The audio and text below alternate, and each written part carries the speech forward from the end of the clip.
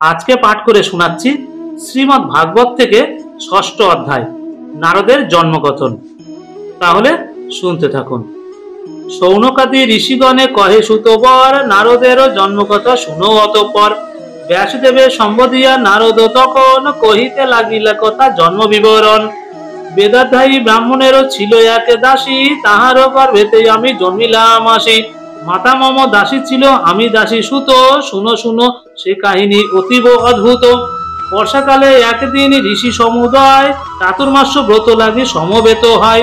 সে সময়ে মুনিগণ এই ব্রত তরে একত্রে রহেন সবে বহুদিন ধরে। ব্রতের সাহায্য হেতু জননী আমায় নিয়োজিত করিলেন মুনির সেবায়। যদিও বালক আমি ছিল বুদ্ধিবল, চঞ্চলতা লোভ ক্রীড়া তজিনু সকল। পালিতাম সাধু আজ্ঞা সদা এক মনে, না হতো অধিক কথা তাহাদের শোনে। এরিয়া স্বভাব মোর জ্ঞানী ঋষিগণ, ভালোবাসি করিতেন দয়া বিতরণ। একদা উচ্ছিষ্ট রাখি সেই মুনিগণ, কহিলেন আমারে তা করিতে ভোজন। তাহাদেরও আজ্ঞামতে করিনু ভোজন, আছিল যতেক পাপ হলো নিবারণ।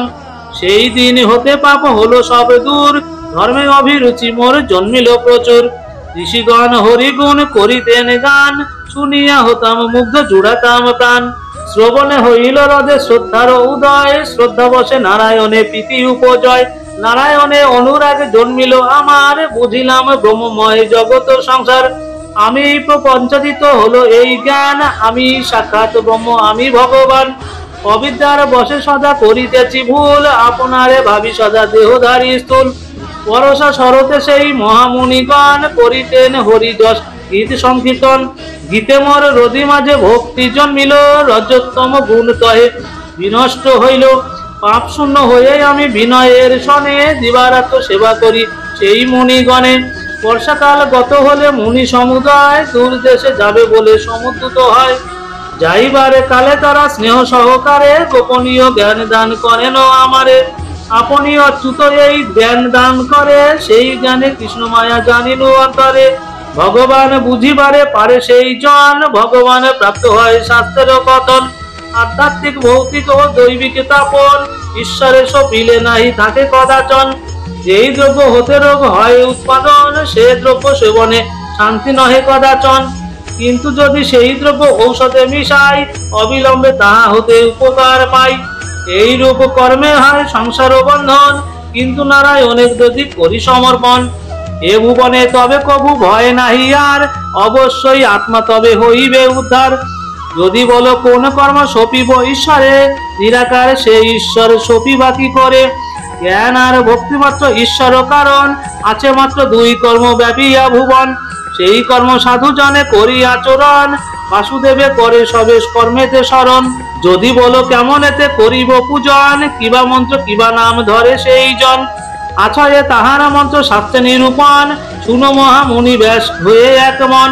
প্রদ্যুম্ন নিরুদ্ধ রূপী বাসুদেব তুমি, সংকর্ষ রূপে আছো ব্যাপী কর্মভূমি। কল্পনা করিয়া রূপ করি নমস্কার, মায়ামগ্ন আছি আমি করহ উদ্ধার।